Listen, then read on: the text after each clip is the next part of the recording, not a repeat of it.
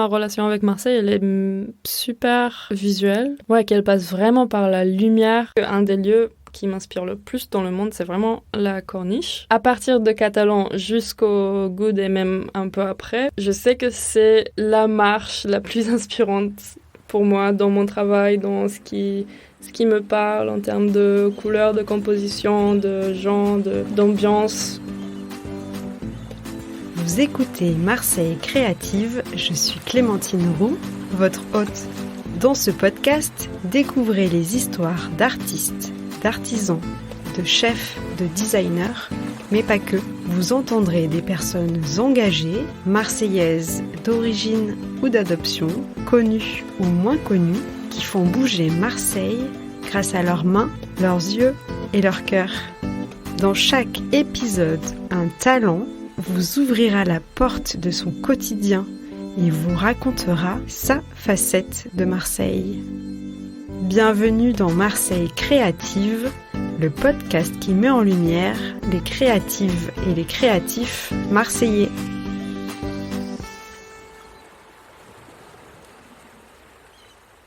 Marseille, c'est une multitude d'identités et d'accents. Marseille, c'est aussi la Méditerranée. Je suis donc ravie aujourd'hui de donner la voix à Julie Agathe, dont le français n'est pas la langue maternelle, qui est arrivée en France à 10 ans. Elle habite désormais à Marseille. C'est à Arles au mois d'août 2022, lors de ma visite annuelle pour les rencontres photographiques, que j'ai découvert le travail de la talentueuse Julie Agathe, photographe et vidéaste. Les images de cet épisode sont à retrouver sur Instagram et TikTok @marseille.creative. Julia a eu une enfance pas comme les autres. J'ai été curieuse d'en savoir plus de cette éducation loin des bancs de l'école. Je vous laisserai découvrir son expérience dans cet épisode. Bonne écoute.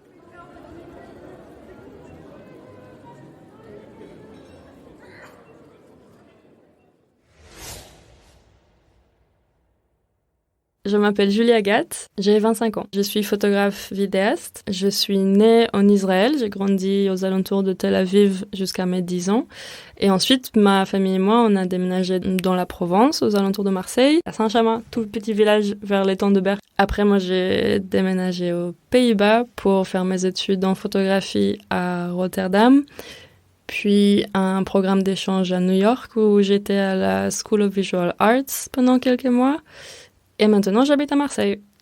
Depuis que j'habite en France, Marseille, ça a toujours été la grande ville à côté. Et pendant mes études aux Pays-Bas et à New York, j'ai fini par penser à Marseille même de plus en plus en termes d'inspiration visuelle, en fait. Je pensais à la lumière ici et à comment ce que je pourrais faire ici en termes de photographie. Et en fait, juste, je me trouvais à avoir du manque pour le show, pour le Méditerranée, etc. Et pendant la fin de mes études, le reste de ma famille a emménagé à Marseille même. Du coup, on habite tous ici maintenant.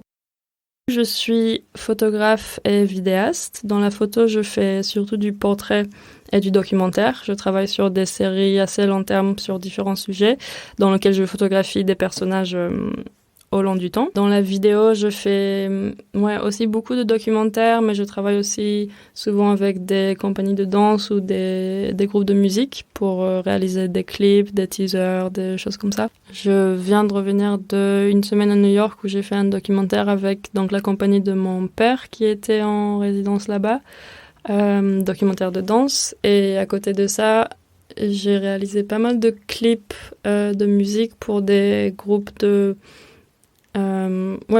musique à Paris et à Bordeaux. J'ai fini mon plus grand projet jusqu'à maintenant, qui s'appelle Khamsa Khamsa Khamsa et qui était mon projet de fin de diplôme à Rotterdam il y a un peu plus d'1 an. Pour la fin de diplôme, j'ai réalisé un livre qui a été ensuite repris par Actes Sud et publié. Et du coup, maintenant, le projet voyage en forme d'exposition. Et ce projet est une archive documentaire qui parle de ma famille, de mes frères et sœurs, que j'ai photographié depuis tout petit. Et en fait, depuis que j'ai commencé la photo, c'était vraiment mes sujets principaux, en fait. C'était avec eux à la maison que j'ai pu expérimenter le plus. Ça a commencé vraiment comme un sort de jeu entre nous, de prendre des photos ou de se filmer, etc. Et de plus en plus, c'est devenu une sorte de démarche plus consciente de vouloir vraiment garder une trace de notre quotidien et surtout de la manière dans laquelle on a grandi, qui est au final assez particulière parce qu'on a été non scolarisés tous les 5. On est 5 déjà, frères et sœurs. Et en fait, on a grandi à la maison, donc on n'a pas fait l'école à la maison dans le sens où on a suivi le curriculum d'école à la maison, mais on a vraiment eu une sorte de philosophie basée sur les centres d'intérêt de chacun, avec un sort de curriculum personnalisé du coup pour chaque de nous. Mes parents ont décidé de faire ça quand j'avais 3 ans et que j'étais à la maternelle et qu'apparemment j'étais vraiment pas bien. Je voulais pas rester à la maternelle dans le sens où genre je pleurais le matin quand ils me laissaient là-bas, etc. Comme souvent, c'est ce qui se passe au final. Et à un moment, en fait, ils ont dit, mon père a dit, mais c'est pas possible, je peux pas la laisser pleurer comme ça et juste partir, c'est pas humain. Et il m'a pris avec lui et c'est ensuite qu'ils ont découvert qu'il y a toute une communauté, en plus en Israël c'est très fort, de familles qui font l'école à la maison et qui suivent vraiment l'intuition des enfants par rapport à ce qui leur fait du bien et ce dont ils ont besoin. Et du coup, ça a commencé comme ça et en fait, de là, on s'est jamais arrêté en fait parce que ça avait beaucoup de sens et aucun de nous voulait vraiment changer ça, on était bien. Et juste moi, à un moment, quand j'avais 14 ans, je voulais essayer l'école et je suis allée dans une école Steiner, qui est une sorte d'école alternative, mais qui est quand même très basée sur sur l'éducation traditionnelle. À Avignon, j'ai fait ça pendant 1 an. Et c'était une super expérience, mais ça m'a surtout permis de me rendre compte de la liberté que j'avais à la maison de vraiment pouvoir faire ce qui me semblait juste, en fait. Ça n'avait pas de sens pour moi de continuer à faire des maths et de la géo alors que je voulais faire de la photo. C'est à partir de là que j'ai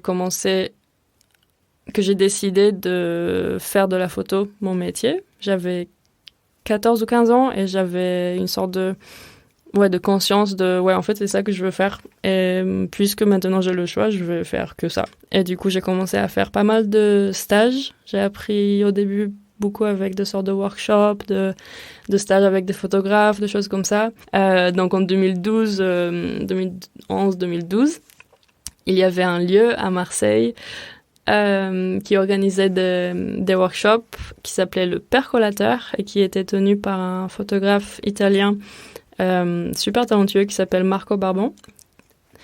Le lieu n'existe plus, mais c'est vraiment là-bas que j'ai commencé la photographie, en fait.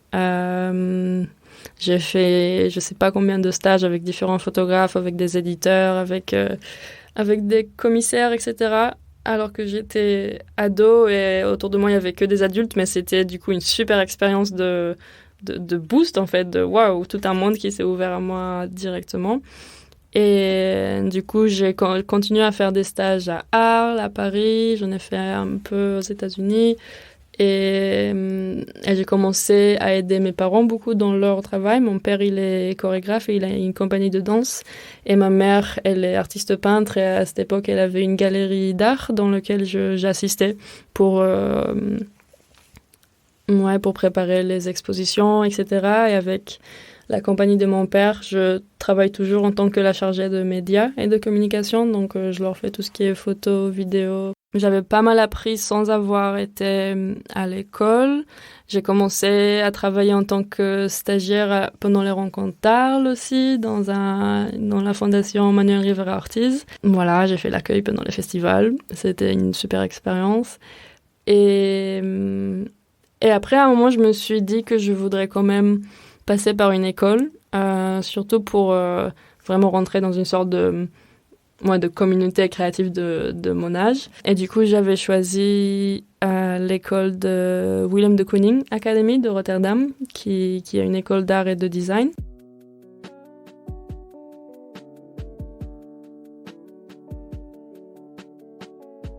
Le projet Khamsa Khamsa Khamsa vient d'être exposé aux Rencontres d'Arles cet été et il est actuellement exposé à la librairie Maupetit sur la Canebière à Marseille jusqu'au 7 janvier. Et ensuite, il continuera le mois prochain avec 3 expositions. Donc une à Paris, dans la galerie Sit Down, qui est en fait la suite d'un prix que le projet a reçu à Marseille en août dernier, qui est le prix Politique, un prix pour photographes basé dans le sud de la France, organisé par le Centre photographique de Marseille, qui est un super lieu à Marseille. Khamsa en arabe veut dire 5. Et donc, on est 5 frères et sœurs. Et en fait, quand tu le dis 3 fois, c'est un symbole de protection contre le mauvais œil dans différentes cultures. Et dans la nôtre, c'était très fort. Ma mère le dit très souvent. Et même notre conversation de famille en ligne, c'est Khamsa, Khamsa, Khamsa, parce que c'est vraiment, ça représente un peu l'espace dans lequel on a grandi, qui a été au final très protégé de n'importe quel type de mauvais œil. Et du coup, pour moi, ce projet, c'est une manière de faire honneur en fait au travail que mes parents ont réussi à faire pour nous et à l'espace qu'ils ont pu nous donner, même si c'était pas une enfance parfaite et personne n'a une enfance parfaite forcément. Mais justement, je pense que c'est super important de faire place aux choses qui se sont passées bien et d'être reconnaissant en fait à ce que t'as pu garder comme bon souvenir et juste choisir en fait les souvenirs que tu veux garder en général. Je suis clairement reconnaissante du fait qu'ils ont entendu en fait, qu'ils ont pris le temps d'écouter nos besoins. Tu vois, et de faire à partir de ça. Et je pense que sans ça, on n'aurait pas eu cette expérience-là, c'est sûr.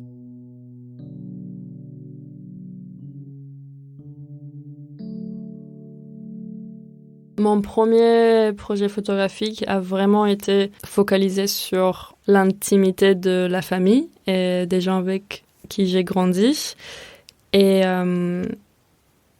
Et pour moi, du coup, ça a beaucoup de sens à partir de là, d'ouvrir un peu plus et de regarder plus le lieu dans lequel je vis, qui est actuellement, pour moi, la Méditerranée, en fait. Et du coup, mon prochain projet sur lequel je commence à travailler maintenant serait un regard sur déjà notre vie en tant que famille nouvelle à Marseille, mais aussi notre lien du coup avec Israël et le reste de la famille qui est encore là-bas, les mamies, les tantes, les cousins, tout le monde sont là-bas et on essaye de revenir de temps en temps quand même, et du coup un sort d'aller-retour entre cette réalité-là qui n'existe plus du tout dans mon quotidien et ma nouvelle base qui est vraiment ici à Marseille. Je sais pas, dans la suite de mes projets, ça a beaucoup de sens pour moi de regarder maintenant les lieux dans lesquels je suis et comment mon interaction avec cette ville, et puis le prochain chapitre de ma famille qui est du coup aussi vraiment ancré à Marseille. Mon premier souvenir à Marseille, c'était le petit train de touristes pour monter voir la Bonne Mère avec ma grand-mère.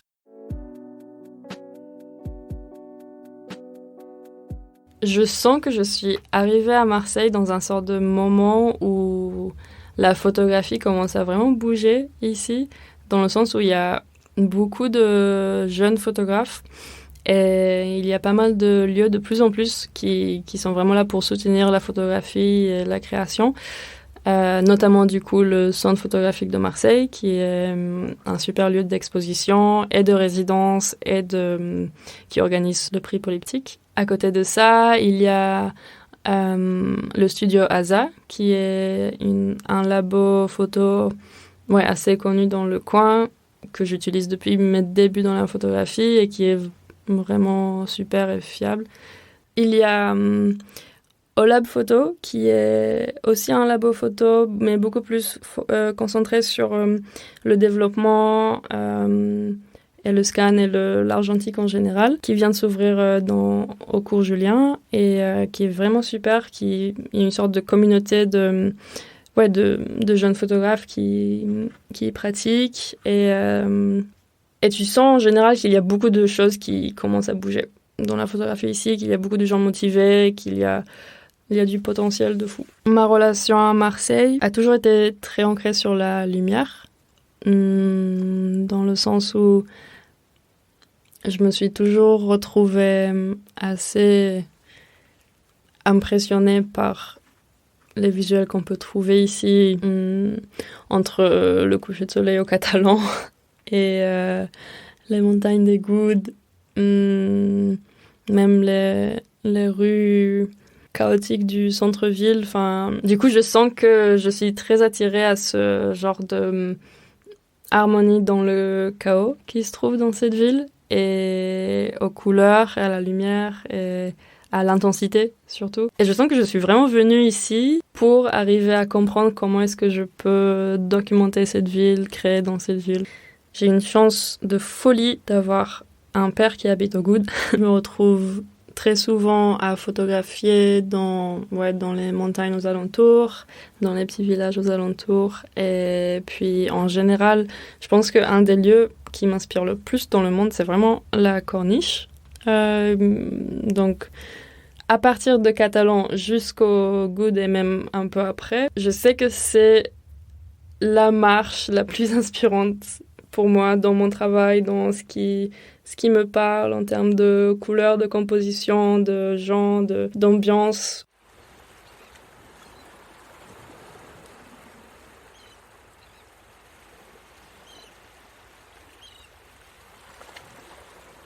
Honnêtement, aller regarder le coucher de soleil quand c'est le coucher de soleil. Au Catalan, c'est pas mal. Ouais. Parce qu'au final, tu regardes pas vraiment le coucher de soleil, tu regardes les gens qui sont dans le soleil à la plage en train de faire des trucs. Et au Catalan, c'est tellement intense parce qu'il y a tellement de gens de partout qui sont dans cette petite plage vraiment blindée. Et ils sont tous ensemble, mais vraiment chacun un peu dans son monde. Et tu peux voir de tout et c'est juste impressionnant. Et ouais, j'avoue, je passe pas mal de temps là-bas juste à observer les interactions entre les gens et l'environnement et le soleil. Et en général, mon travail, il est tellement basé sur l'extérieur plutôt que à l'intérieur avec de la lumière artificielle, que du coup, je suis vraiment venue à Marseille pour travailler dans la ville de Marseille, dans les rues de Marseille, et pas à l'intérieur, quoi. C'est un endroit à part, mais je pense que c'est aussi un endroit qui me fait vraiment penser à la maison, en fait. Tu vois, il y a beaucoup de choses à Marseille qui ressemblent énormément à Israël, juste l'ambiance méditerranéenne, en fait. Ville de port, gens de partout, beaucoup de tout. Et du coup, je pense que d'un côté, il y a ça qui fait que je me sens très confortable ici, mais en même temps, il y a quelque chose de très nouveau et de très inconnu que je suis encore en train d'explorer. Je suis fraîchement dans entre le cours Julien et la rue de Rome. Donc, entre Noailles et Castellane, je dirais. J'ai choisi ces quartiers parce que j'avais envie d'être vraiment au fin fond du centre de Marseille et être proche à tout, vraiment commencer mon expérience ici du milieu. Et puis comme ma famille habite d'un côté vers la Belle de Mai, vers la Friche, etc., et de l'autre côté au Goud, du coup c'est un peu aussi l'entre-deux parfait. On a commencé à avoir l'habitude de prendre un café au Danaïde le samedi matin pendant le marché à Longchamp. C'est une petite habitude. Le dimanche, on se retrouve en famille, souvent à marcher sur la corniche. Sur la corniche.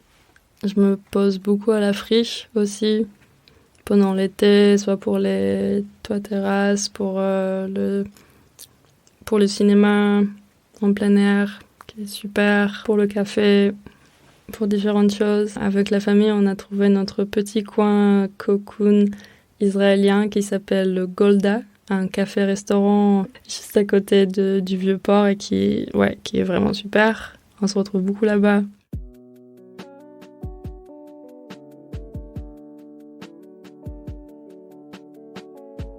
Ouais, je sais pas si je peux dire que je me sens marseillaise encore, parce que ça fait au final pas si longtemps que je suis là. Et je connais des gens ici qui ont grandi ici, qui sont nés ici, qui n'ont jamais bougé. Et du coup, je vois très bien que notre relation à Marseille n'est pas la même. Mais en tout cas, de ce que j'ai vu so far et les endroits où j'ai pu vivre en dehors de ma ville natale en Israël, Marseille, c'est vraiment le lieu où je me sens le plus à la maison. Où c'est le seul lieu en Europe où je peux me dire que ma base est là et que ça a du sens pour moi. Donc, je sens que c'est très différent des Marseillais, entre guillemets, mais que pour l'instant, je suis très bien ici et je compte pas bouger. Si je devais quitter Marseille, maintenant, ce que je regretterais, ce serait de ne pas avoir vraiment pris le temps ici pour épuiser au max le potentiel de créativité que je pourrais avoir ici, parce que je sens que cette ville m'inspire et que elle fait partie des seuls lieux physiques, géographiques qui sont une source d'inspiration pour moi. Et je sens que j'ai juste besoin de passer du temps ici, en fait, maintenant. Je sens que j'ai besoin de la comprendre à ma manière de plus en plus et de comprendre comment moi je peux me lier à cette ville. J'arrive pas trop à penser à une odeur ou un son qui symbolise Marseille pour moi, parce que je pense que ma relation avec Marseille, elle est super visuelle, en vrai, et qu'elle passe vraiment par la lumière et par les compositions de chaos visuel. J'arrive pas à sortir du visuel à Marseille. Je suis pleinement dans ce que je vois. Comment est-ce que je décris Marseille? Parce que je le décris souvent à des gens qui connaissent pas. Et je crois que je finis beaucoup par dire que c'est une ville intense, incroyable mais intense, que la lumière est magnifique ici, que les paysages sont magnifiques, que les gens sont sympas, ils sont là avec toi, ils sont pas dans la rue, les gens ils te parlent. Y a un truc de genre on est tous là ensemble et tu peux pas le nier. Et oui, il y a bordel et il y a des problèmes et il y a de la saleté et c'est chaotique de fou. Mais au moins c'est dans ta face, c'est pas caché comme ça peut l'être ailleurs, où la pauvreté est plus intériorisée. Là, elle est là et c'est presque ça qui gère les rues et tu peux pas l'ignorer, quoi. Et au final, ça me fait plus de bien qu'autre chose parce que tu sens que t'as tout ici, en fait, et que tu le vois et que t'es vraiment en train d'expériencer la vie dans son entièreté. Ouais, il y a vraiment ce truc avec l'intensité ici qui n'est pas pour tout le monde, au final. Moi et ma famille, ça nous va parce que ça ressemble beaucoup à ce qu'on connaît d'Israël et c'est un peu la Méditerranée en général. Mais par exemple, c'est une ville où les gens qui viennent d'ailleurs détestent conduire parce que c'est un chaos pas possible. Et bizarrement, je pense que c'est une des villes où je préfère le plus conduire parce que justement, tu sens très bien que les gens font ce qu'ils veulent et t'es donc forcément réveillé, genre il faut que tu regardes, il faut que tu sois là avec eux, il faut que tout se fait beaucoup plus organiquement en fait. Il y a quelque chose d'intuitif, de réaction en direct que tu peux pas ignorer. T'es vraiment là avec les gens. Et pour moi, c'est ça qui fait la beauté de cette ville. Un grand merci à Julie Agathe de nous avoir partagé son histoire marseillaise. Vous pouvez découvrir son travail sur son compte Instagram et sur son site internet Julia Gatt, G-A-T, photographie. J'invite tous les Marseillais et les Marseillaises à se rendre sans plus tarder à la galerie Maupetit pour découvrir les photos de son dernier projet Khamsa Khamsa Khamsa. Julia Gatt a une actualité bien chargée pour ce début d'année 2023. Elle exposera notamment aux Pays-Bas, au musée de Schiedam, du 13 janvier au 7 mars. Elle exposera également à Bruxelles, à l'Hangar Art Center, du 26 janvier au 19 mars. Et pour les Parisiens, vous pourrez découvrir son projet Khamsa Khamsa Khamsa à la galerie Sit Down, du 28 janvier au 25 février. Julia Gatt participera également au festival PhotoFest qui se tiendra au Burkina Faso du 21 mars au 18 avril. Tous les liens et les détails sont à retrouver dans la description de cet épisode. Merci d'avoir écouté cet épisode jusqu'au bout. Comme vous le savez, ce podcast est tout nouveau, alors pour m'aider à le faire connaître, n'hésitez pas à le partager autour de vous et à mettre 5 étoiles sur Spotify et Apple Podcasts. D'avance, un grand merci pour votre soutien et je vous donne rendez-vous dans 15 jours pour un nouveau portrait marseillais. À bientôt!